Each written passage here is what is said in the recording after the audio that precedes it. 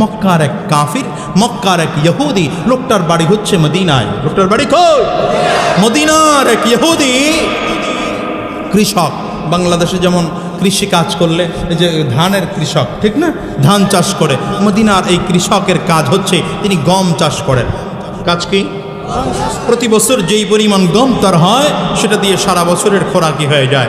এক বছর হিসাব মিলায় দেখছে যেই পরিমাণ গম হয়েছে তাতে সারা বছরের খোরাকি হয় না, 10 মাসের খোরাকির ব্যবস্থা হয়েছে, 2 মাসের খোরাকির টান পড়ে যায়। কয় মাস? টেনশন, মনের মধ্যে টেনশন, কি করা যায়? স্ত্রীর সাথে পরামর্শ করতেছে, আশেপাশের লোকজনদের সাথে পরামর্শ করে কি করা যায়, আমি আগামী 2 মাস কেমনে চলবো? 10 মাস তো আমার খানার ব্যবস্থা আছে, 2 মাসের খানার ব্যবস্থা নাই। হঠাৎ করে স্ত্রী ডেকে বললেন, শোনো, শুনলাম মদিনাতে নাকি একজন নবী আসছেন, মুহাম্মদ। চিল্লায় জোরে কন্যা সাল্লাল্লাহু আলাইহি ওয়াসাল্লাম। এই নাকি মুসলমানদেরকে চমৎকার চমৎকার কিছু পরামর্শ দেয়, মানলেই নাকি মুসলমানদের অনেক ভালো কিছু হয়। তুমিও তোমার বিষয়টা গিয়ে বলো না, হয়তো তোমাকে ভালো কোনো পরামর্শ দিতে পারে। লোকটা দৌড়ায় গিয়া স্ত্রীর কথা অনুযায়ী বিশ্বনবী রহমতুল্লিল আলমিনের সামনে দাঁড়ায়া নিজের মুসিবতের কথাগুলো বলছেন। বিশ্বনবী রহমতুল্লিল আলমিন ডাক দেয়, শোনো, তোমার ঘরে যেই পরিমাণ গম আছে ওইখান থেকে 2 বস্তা গম মদিনার মানুষকে দিয়ে দাও। আপনারা তো সুবহানাল্লাহ কইছেন, বেটার মেজাজ খারাপ হয়ে গেছে। এমনি টানের মধ্যে আছি, আবার এর মধ্যে হুজুরে কয় 2 বস্তা গম মানুষের দিতে। হুজুর গুরু আজ জীবন ভরে উল্টা ওয়াজ, কথা কয় না? কথা হুজুর গুরু আজ জীবন ভরে উল্টা ওয়াজ, কি কথা কন না, ঠিক না? বেটার মেজাজ গেছে খারাপ হয়ে, ঘরে এসে স্ত্রীর ডাক দিয়া, এই কার কাছে পাঠাইছে আমারে? এটা কথা হইল কোনো? এমনি আমি মুসিবতের মধ্যে আছি, আবার এর মধ্যে 2 বস্তা গম সেরে দিতে কয়। স্ত্রী কয়, আরে যাও না, মুহাম্মদ বলছে। বলছে কে? বিশ্বনবী রহমতুল্লিল আলাইহি মুহাম্মদ বলছে। বিষয়টা কিছু একটা ব্যাপার আছে, তুমি যাও না, গিয়ে দেখো না, অবশ্যই এর মধ্যে কোনো ভালাই নিহিত আছে। স্ত্রীর কথা অনুযায়ী 2 বস্তা গম নিতে নবী বলছে, তো 1 বস্তা গম নিয়ে রওনা করছে মসজিদে নববীর সামনে।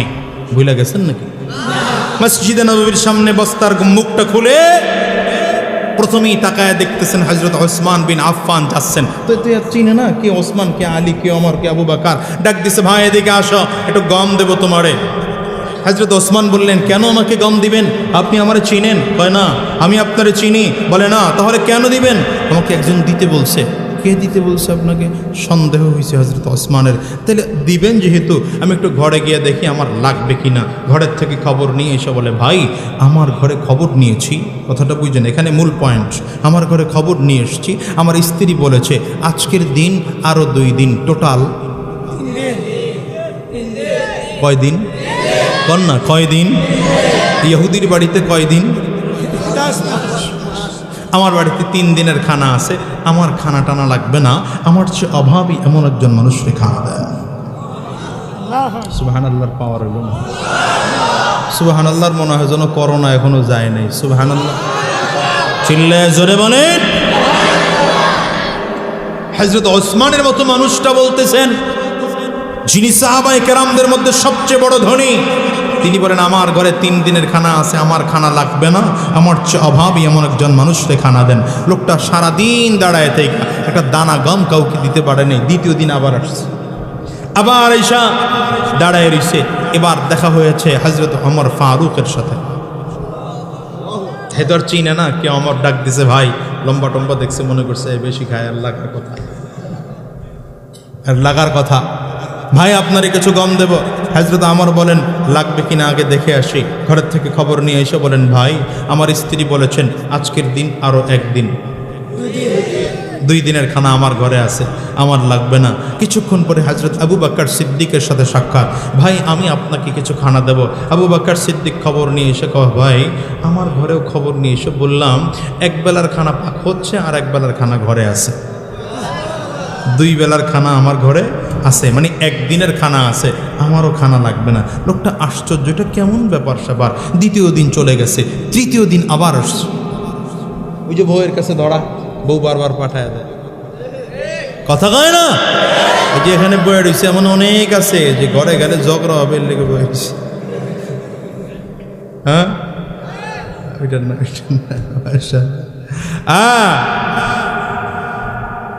তৃতীয় দিন জোহরের নামাজের আগ মুহূর্তে হযরত বিলাল আসতেছেন। সুবহানাল্লাহ কয় না তো, কেউ জায়গা চিনে না আপনার এলাকার মানুষ? সুবহানাল্লাহর জায়গা আসতেছে হযরত বিলাল। হযরত বিলাল হাবশী যখন আসতেছে, কালো মানুষ দেখছে তো মনে করছে এটা বড় অভাবী, কিন্তু আমার নবী কয় আল গিনা গিনান নফস, ধনী তো সে যে তার অন্তর থেকে ধনী। বহুত মানুষ আছে কোটি কোটি টাকার মালিক, কিন্তু অভাব দূর হয় না, খালি লাগবে আরো লাগবে। আবার কিছু মানুষ বেশি টাকা পয়সা নাই, কিন্তু জিজ্ঞাসা করলে ভাই কেমন আছেন, বলে আলহামদুলিল্লাহ ভালো আছি। ঠিক না বেঠিক জোরে বলো আমার মুসলমান ভাইরা। তো হযরত বিলালকে ডাক দিছে, এই ভাই তোমারে কিছু গম দেব। হযরত বিলাল বললেন, আমারে গম দিবেন আপনি? কেন দিবেন, আমার তো লাগবে না। আপনি মসজিদে নববীর দিকে তাকায় দেখেন, সাহাবায়ে কেরাম তো খানা পাক করতেছেন। সাহাবায়ে কেরাম খানা পাক করলে কিছুক্ষণ পরে আমি জোহরের আজান দেব, নবীজি এসে জোহরের নামাজ পড়াবেন। নামাজ পড়া শেষ হয়ে গেলে সাহাবায়ে কেরাম দস্তরখান বিছায় ফেলবেন, আমাকে ডাক দিবেন, দস্তরখানের একটা কিনারায় বসে পড়বো, আমারে খানা দিয়ে যাবে, খানা খায়া ফেলাবো, এত টেনশন নেই। চিল্লায় জোরে কন্না আল্লাহু আকবার। লোকটা দাঁড়ায় চিন্তা করে, কেমন ব্যাপার স্যাপার, এটা কোনো কথা হলো? আমি একদিন দুই দিন করে করে 3 দিন এসে দাঁড়ায় গম দিতে চাচ্ছি, নেয় না। বাসায় গিয়ে স্ত্রীর সাথে পরামর্শ করা, আচ্ছা বলো তো কি ব্যাপার, মদিনায় মুহাম্মদ কইল 3 মানুষদেরকে গম দেওয়ার জন্য, আমি একদিন দুই দিন 3 দিন করে চেষ্টা করলাম, কিন্তু একটা দানা গম কাউকে দিতে পারলাম না, ব্যাপারটা তো বুঝলাম না। স্ত্রী কয়, কিচ্ছু বোঝো নাই? বলে না, কিচ্ছু বুঝি নাই, সকালবেলায় বুঝবো, ঘুমাও। লাকাদ কানা লাকুম ফি রাসূলিল্লাহি উসওয়াতুন হাসানাহ, لقد كان لكم في رسول الله أسوة حسنة।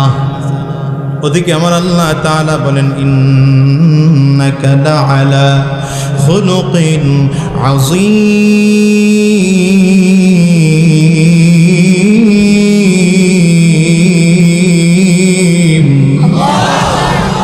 সকালবেলা হঠাৎ করে স্ত্রী উঠে ডাক দেন, স্বামী আমার বিদায় দাও, তোমার ঘরে আর থাকবো না, মুহাম্মদুর রাসূলুল্লাহর দরবারে যাব। কেন মুহাম্মদুর রাসূলুল্লাহর দরবারে যাইবি? স্ত্রী স্বামীর দিকে তাকায় ডেকে বলেন, স্বামী আমার, আমি মুহাম্মদুর রাসূলুল্লাহর কাছে যাইয়া কালিমা পড়ে মুসলমান হয়ে যাব। কেন মুসলমান হইবা? স্বামীর দিকে তাকিয়ে স্ত্রী বলে, স্বামী আমার, আপনার ঘরে আজকে বহুত বছর ধরে আছি, কোনোদিন আপনার ঘরে আমি অভাব দেখি নাই, আপনার সংসারে কোনোদিন অভাব আমি দেখি নাই। আজকে আল্লাহ তাআলা সারাটা জীবন পড়ে আজকের 2 মাসের খোরাকি কম হয়ে গেছে, 10 মাসের খোরাকির ব্যবস্থা আছে, 2 মাসের খোরাকির ব্যবস্থা নাই। আপনার মনের মধ্যে বড় টেনশন আর মনের মধ্যে বড় চিন্তা, আপনার ঘুম নাই, খাওয়া নাই, গোসল নাই, কোনো কিছুই নাই। আর মুহাম্মদুর রাসূলুল্লাহর আদর্শে আদর্শবান সাহাবায়ে কেরামদের দিকে তাকাইয়া দেখেন, কারো ঘরে 1 দিনের খানার টেনশন নাই, কারো ঘরে 2 দিনের খানার টেনশন নাই, কারো ঘরে 3 দিনের খানার টেনশন নাই, কারো ঘরে 1 বেলার খানাও নাই, কিন্তু তাদের টেনশন নাই।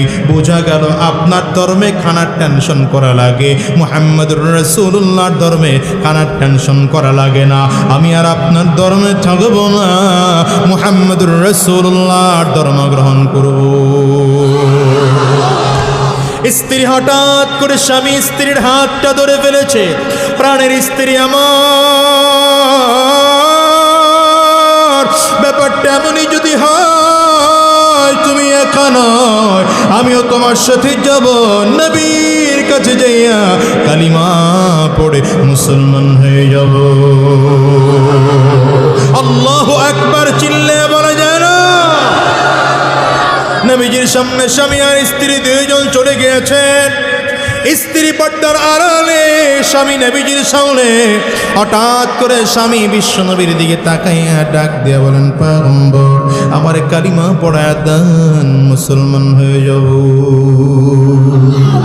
নবী আমার কয় তুমি না 3 দিন আগে এসেছিলা, তোমার ঘরে না বড় অভাব ছিল, তোমার ঘরে না বড় অশান্তি ছিল।